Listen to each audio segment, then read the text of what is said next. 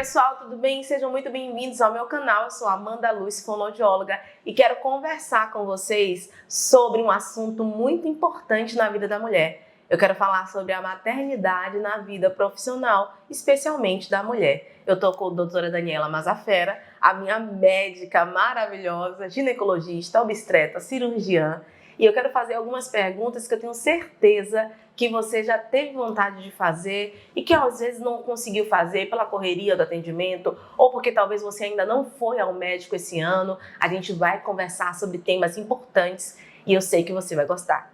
Doutora, muito obrigada por estar comigo aqui, tá bom? Bom dia, estou às ordens.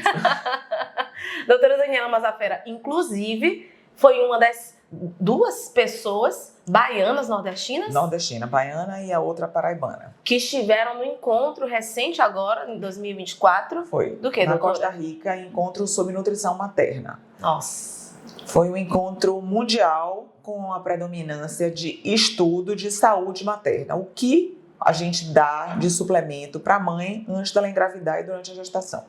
Olha como a Nestlé, que se preocupou com esse evento, né, capturou vários médicos, trazendo para esse contexto de um encontro nas Latinoamérica.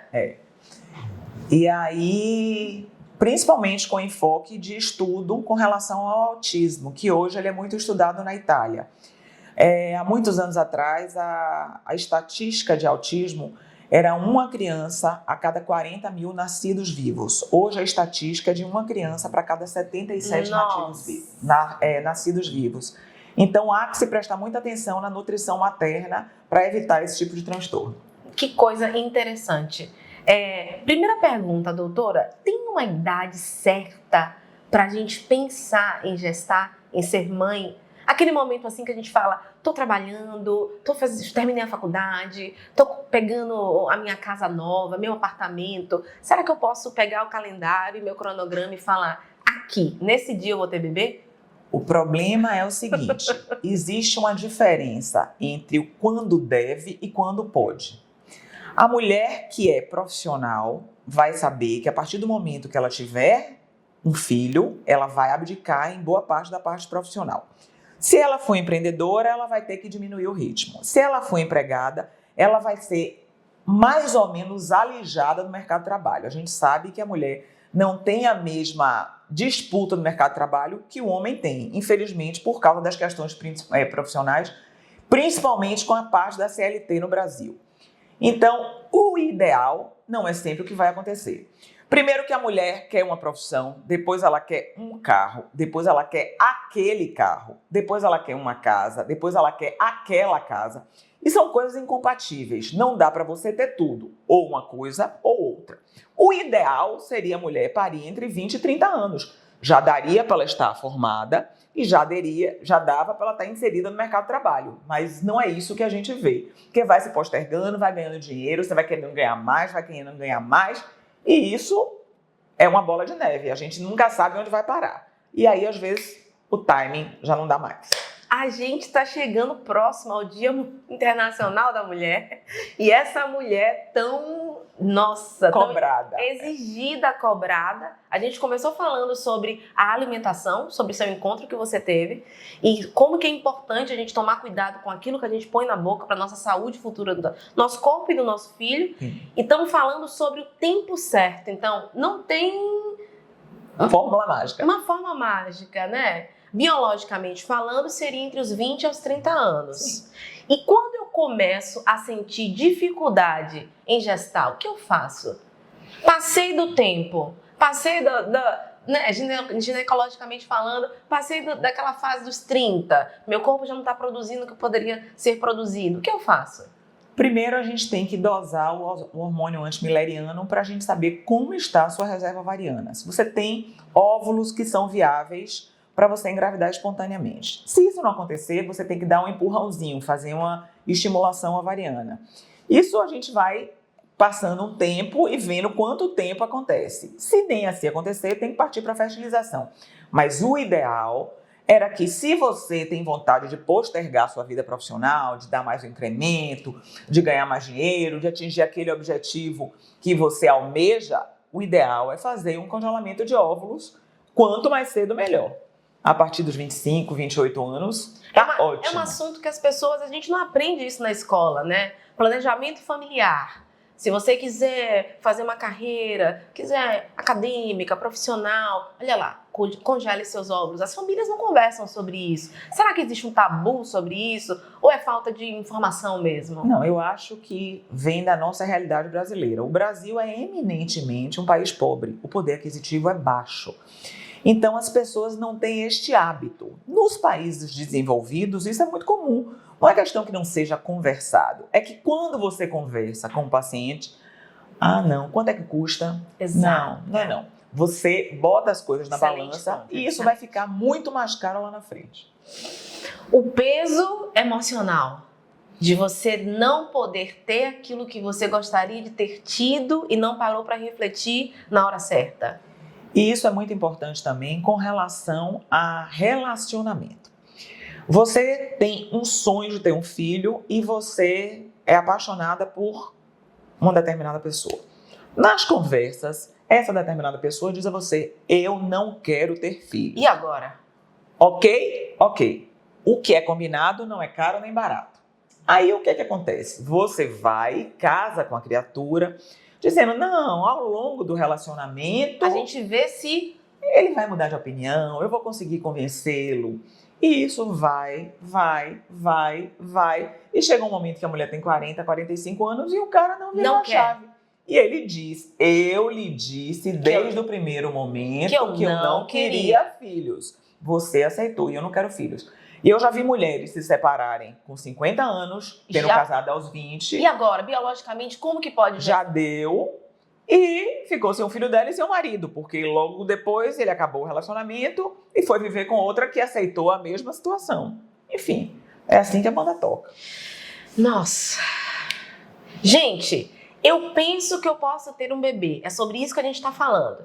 Mas quem me garante que meu corpo está pronto para ter realmente um bebê? Você já parou para pensar sobre isso? Você pega lá seu cronograma e fala, mas eu vou ter um filho quando eu tiver 35 anos. Será que você, junto com a sua médica, com seu médico, constataram essa possibilidade a nível de saúde pélvica? Vamos falar um pouquinho sobre isso, Dani? Quais as patologias pélvicas podem atrapalhar o seu sonho planejado, agendado de ter esse filho? Primeira coisa, é muito frequente o acontecimento de infecções sexualmente transmissíveis. E principalmente quando elas são causadas por clamídia ou por micoplasmas, você pode ter aderências pélvicas. Nossa. E isso pode dificultar a mobilidade das trompas na hora da captação do óvulo. Então, isso é um fator que há que se pensar. Porque muita gente faz uso de contraceptivo e acha que não tem que usar preservativo. A saúde sexual depende do uso de preservativo, porque a gente não sabe com quem o parceiro está andando. Isso não é garantia. Então, no caso de uma infecção sexualmente transmissível... Até parceiro fixo? Até parceiro fixo, porque você não tem um chip, você não tem um GPS para saber onde ele está. Então, um olho no padre e outro na missa. E isso principalmente quando você quer engravidar, porque você não sabe o que pode acontecer com você. Primeira coisa. A segunda coisa, malformações uterinas. Tem mulheres que têm útero em formato de coração, tem mulheres que têm úteros... a gente chama de útero septado. Ele não é redondinho. Na parte embriogênica, embrionária, quando ele estava se formando na barriga da mãe ainda, ele teve um formato anormal. Tem mulheres que têm 2 corpos uterinos, que a gente chama de útero de Delfo, um grudadinho no outro.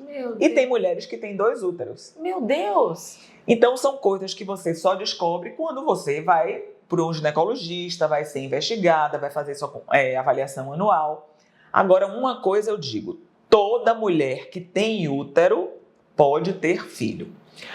Todas. Não é seguro que você vai ter um filho com a relação sexual normal, pelas vias naturais. Mas se você tiver uma fertilização, você pode gestar. Maravilha! Ou seja, você precisa investigar a sua saúde pélvica. Como está o meu útero? Se eu tenho miomas, adenomiose, se eu tenho endometriose, o que pode atrapalhar nessa gestação? O quanto antes você investigar, tendo esse útero, você tem esperança de ter o seu bebê.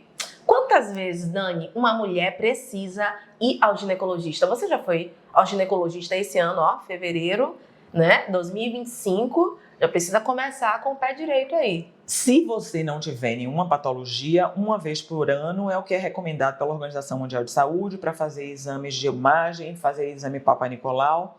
Mas, se você tem alguma patologia e que principalmente sua vida contraceptiva vai depender disso, o espaço tem que ser encurtado a depender do que seja. Se for um cisto, se for um endometrioma, se for uma doença inflamatória pélvica, vai depender do que o seu médico indicar para você. 6 meses? 6 e 6 meses, você acha? De modo geral, é de 6 em 6 meses, mas às vezes você precisa fazer um acompanhamento de um cisto 3 meses depois. Entendi. Pode ser uma exceção, mas pode ser necessário. Entendi. Então, essa mulher que está cuidando dessa saúde pélvica, Dani, eu estava aqui pensando, quais exames ela também precisa fazer para pensar nessa gestação? Tem um protocolo de exames que eu diga assim, vou fazer isso, isso e isso para chegar nesse resultado final, que é a gestação, seja ela com acompanhamento de fertilização ou por vias naturais? Sim. Existe o perfil sorológico com relação a todas as doenças sexualmente transmissíveis. Inclusive, o perfil imunológico com relação a vacinas que a mulher, porventura, não tenha tomado. Porque se ela não tomou na primeira infância e ela tiver com um calendário vacinal que não esteja completo, você tem que atualizar o calendário vacinal da paciente. Segundo, o exame Papa Nicolau, que é o exame preventivo de câncer de colo de útero. Terceiro, o rastreamento de infecções sexualmente transmissíveis vaginais ou uterinas. Quarto, exames de imagem. Porque, por exemplo, a paciente pode ter um problema de tireoide que vá alterar os hormônios. Então, às vezes, eu só estou preocupada com a parte ginecológica. Se ela tem um problema de tireoide, pode desencadear uma infertilidade. Olha como uma coisa está ligada com a outra. O perfil laboratorial. Se ela tiver um excesso de prolactina, pode ser um efeito colateral de um tumor de hipófise chamado prolactinoma ou microadenoma de hipófise, que aumenta a prolactina, a gente só descobre no exame de laboratório. Exames de imagem, de um modo geral, que se não tiver nenhuma patologia, fica só restrito a ultrassom. Se tiver uma suspeita de endometriose, ela pode precisar fazer uma pesquisa de endometriose profunda com uma ultrassom transvaginal ou com a ressonância magnética e por aí vai. Ou seja, a gente precisa se movimentar. Não tem como pensar, olhar para minha agendinha, olhar para o seu iPad, para o seu celular e dizer eu vou ter filhos a hora que eu quiser. Eu preciso me programar. Então, essa conversa aqui é para chamar a sua atenção. Você que tem 18, 20, 25, 27, que está no ápice da sua carreira aí, eu sei que você tem muita coisa para viver e se for um dos seus sonhos ter filhos, essa conversa está servindo muito bem para você. Eu estava aqui pensando também, Dani, a gente estava falando sobre fertilização, sobre a saúde pélvica, então não é só guardar esses óvulos, né? Não é só chegar lá e falar assim, não, mas quando eu quiser ter bebê, eu vou lá, nem que faça a fertilização, então eu guardo meus óvulos. Existe todo um contexto. Às vezes eu posso ter esse óvulo guardado, mas nem sempre isso vai dizer que vai dar certo para mim. Exatamente. E existem duas possibilidades também. Ou guardar o óvulo, ou guardar o embrião. Sim. Às vezes você tem uma relação estável, você tem um cônjuge, mas você quer aproveitar que você ainda está bastante jovem e seus óvulos estão jovens para fazer uma fertilização in vitro. Você pode fazer a fertilização e congelar o embrião para daqui a 5, 10, o tempo que você quiser resolver ter filho. Isso é uma possibilidade. A segunda possibilidade é guardar os óvulos. Mas não quer dizer, por exemplo, vamos lá, eu congelei 15 óvulos. Isso, 15 óvulos, normalmente é possível quando você é mais jovem. Quanto mais velho você vai ficando... Menos óvulos. Menos óvulos você vai ter disponibilidade. Ou seja, a gente nasce com a quantidade exata de óvulos? Os óvulos que a gente nasce já estão determinados na barriga da nossa mãe. Meu Deus! Eles são formados na barriga da mãe. Quando você nasce com aquele número de óvulos que é imutável. O bebezinho já nasce com os óvulozinhos dele lá. Exatamente. São formados na barriga da avó. Então, quando você vai envelhecendo, o número de óvulos, óbvio, vai diminuindo. Mas tem óvulos ainda que estão lá em número, mas eles não servem mais. Eles são inviáveis, não vão reproduzir. Então, quanto mais precoce for feita a coleta de óvulos, melhor. Se fosse dizer com que idade eu podia coletar os óvulos, com qual seria idade? maravilhoso. Qual idade? 25 anos. Ah, meu Deus! A idade que eu casei. Mas hoje já se faz coleta de óvulos com 35, 40 anos, mas se evita mexer muito nos ovários, porque bem ou mal vai fazer um processo cicatricial no lugar onde houve a coleta. Então, isso poderia prejudicar lá na frente a penetração desse... Exatamente. Agora, quando for feito a fecundação e a implantação do embrião, tem que se ter um útero em boas condições. Então, antes, normalmente, vai se fazer uma investigação com uma esteroscopia para avaliar a cavidade, para ver se ela está própria, apta para receber o embrião. Ou seja, mais uma vez, é a resposta para a pergunta. Não é só guardar os óvulos, Sim. né? É se preocupar com a saúde dessa pelve. Sim. Então, essa mulher, ela precisa realmente ter uma disciplina e uma constância, né? Sim. Ter uma médica de confiança, como eu tenho, a doutora Daniela, ter um médico de confiança que te acompanha ao longo de um tempo e que você entenda e adquira a informação de que você precisa cuidar da sua saúde como um todo e da sua saúde pélvica também. Principalmente, às vezes, você descobre durante a investigação que a paciente tem uma diabetes, que a paciente é hipertensa. Sim. Então, a mulher não é só um útero, uma vagina, uma mama. A mulher é um ser humano completo. Então, há que se investigar tudo, doenças autoimunes, para a gente dar uma segurança para a mulher durante a gravidez. Maravilha. Saindo um pouquinho da pelve e indo para uma coisa também que faz parte do nosso corpo e que a gente se toca muito em um dia específico, né? Queria falar sobre a mamografia. Saiu recentemente uma polêmica dizendo que não precisa mais fazer mamografia, precisa fazer mamografia. Quando que a mulher precisa fazer mamografia, Dani? A mulher precisa começar a fazer mamografia a partir dos 40 anos. O problema é o seguinte, a ANS, que é a Associação Nacional de Saúde, entrou com uma consulta pública pedindo para postergar o início da mamografia dos 40 aos 50 anos. Por que isso? Porque há décadas os Estados Unidos mantinham essa conduta de mamografia ser iniciada aos 50. Só que o que acontece nos Estados Unidos acontece aqui 2 anos depois, podemos esperar. Os Estados Unidos reduziram essa idade para 40 anos. Sim. E o Brasil começou na contramão. Agora eles resolveram se reportar ao que os Estados Unidos fazia antes e pedir que fosse normatizado a mamografia a partir dos 50 anos bianual, o que é um verdadeiro absurdo. A Sociedade Brasileira de Mastologia preconiza que seja feita aos 40 anos e caso haja um nódulo antes disso, há que se fazer uma mamografia, pode ser aos 35, pode ser aos 26, depende do que ocorrer. Que acontece mas para a população, né? Exatamente. Questão de nódulo, de cistos também, né, Dani? Inclusive, tem homens que podem aparecer e podem precisar fazer uma mamografia também. Sim. Então, homens têm mamas. Então, Sim. podem ser acometidos de câncer de mama. Sempre lembrar de que você precisa fazer aquele toque, né, Sim. no banho e na sua consulta anual também, sinalizar à sua médica alguma alteração. Eu mesmo já fiz, não foi, Dani? Você Sim. pediu para fazer. E outra coisa, observar que ginecologista também palpa a mama. Não é só ir para o mastologista, o ginecologista tem o poder de perceber alguma alteração. Sim, perfeito, perfeito. Isso cabe também à ética e à sensibilidade também do profissional, Sim, né? Sim. Então sempre procura alguém de confiança, tá bom? Graças a Deus que eu tenho você. Para finalizar, Dani, eu sei que vocês estão gostando. Câncer de mama, quando evitável, se torna inevitável. O que uma mulher precisa saber sobre o câncer de mama, Dani? Primeiro, muita gente pensa que câncer de mama só acontece por causa de hormônio. Primeiro, câncer de mama tem um fator genético importante.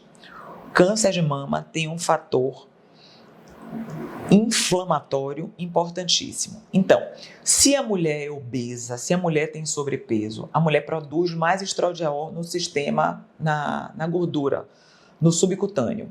Então, ela tem uma maior predisposição a ter câncer de mama. Então, se a mulher usa anticoncepcional desde jovem à base de estradiol, ela tem uma probabilidade maior de ter câncer de mama do que uma mulher que não usa anticoncepcional. Nossa, então quanto mais cedo ela está usando o anticoncepcional, mais atenta Eu preciso estar para... Nossa!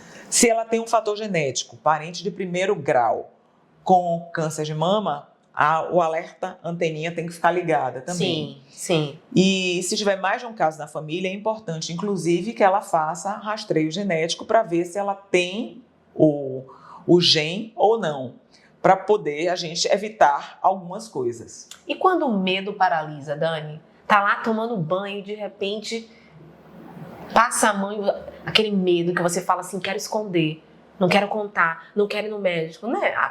Existe essa possibilidade? Existe, mas isso tem que a mulher precisa sobrepujar esse medo. Isso. Se tá com medo, vai com medo mesmo. Porque cada dia, a depender do tipo de tumor, pode ser menos um dia de vida. Então, quanto mais rápido, quanto mais forte você for, pede ajuda, né, a uma amiga, a uma irmã, para te levar à consulta. Mas quanto mais rápido você reagir, maior a possibilidade também de recuperação, né? É, porque o câncer de mama é curável, a depender, claro, do tipo histológico e desde que ele seja descoberto precocemente. Olha aí. Dani, e sobre a reposição hormonal? Eu ouvi falar sobre a perimenopausa. O que é isso? Perimenopausa é a fase dita climatérica, quando a mulher começa a ter irregularidade menstrual, quando a mulher começa a diminuir a lubrificação vaginal, quando a mulher começa a diminuir a libido, quando a mulher percebe que a pele está mais seca, quando a mulher começa a dormir mal, quando a mulher começa a ficar irritada, querendo matar o marido, ela não se suporta. Então há que se fazer uma investigação minuciosa do perfil hormonal da paciente. Às vezes essa perimenopausa pode durar 5, 6 anos. Não é uma coisa que tem um martelo para definir. Quando começa a flutuação hormonal, ela pode ser rápida e pode ser lenta. Mas a mulher tem que prestar bem atenção que atividade física é uma coisa prioritária. Olha do aí, mesmo jeito que é respirar, comer, a gente tenho tem que fazer praticar uma atividade física. Principalmente atividade aeróbica. A atividade aeróbica ela deve ser feita pelo menos 90 minutos por semana e atividade física, quanto mais dias, melhor. De preferência, 5. Meu Deus, mulherada, vamos levantar aí, hein, desse sofá. Então, quando começa a ter esses sintomas, o médico vai começar a acompanhar hormonalmente essa mulher. E às vezes vai precisando incrementar um pouquinho. Às vezes dando 35 anos? Não. Normalmente é a partir dos 45, mas há casos de menopausa precoce e que essa falência pode começar com 32 anos. Então isso pode acontecer. Não é frequente, mas acontece. Mas acontece. Olha, meu Deus, a seriedade do assunto. Você pode estar sofrendo com sintomas como esses sem imaginar, achando que você ainda é jovem, pensando ainda em ter filhos na idade que você bem quiser, mas de repente você já está num quadro de perimenopausa. Principalmente essas mulheres que são acometidas de menopausa precoce, elas têm uma dificuldade depois porque elas não vão conseguir engravidar com óvulos próprios. Porque se ela não fez o congelamento de óvulos prévio, porque ela não ia adivinhar que ela ia ter menopausa precoce, ela vai conseguir gestar, mas não com os óvulos dela, com ovo doação. Seja amiga da sua médica. Vá, ginecologista. Por favor, olha quantos assuntos a gente conversou, que tema rico. A conversa fluiu e eu sei que vocês têm dúvidas, vocês podem escrever aí. Eu vou passar todas as perguntas para a doutora Daniela e quem sabe trazê-la novamente aqui para a gente conversar sobre o que é ser mulher, sobre essa mulher que quer gestar e sobre essa mulher que se cuida, que se ama e que se toca. Muito obrigada, doutora. Nada, Salva de palmas, gente, pra ela.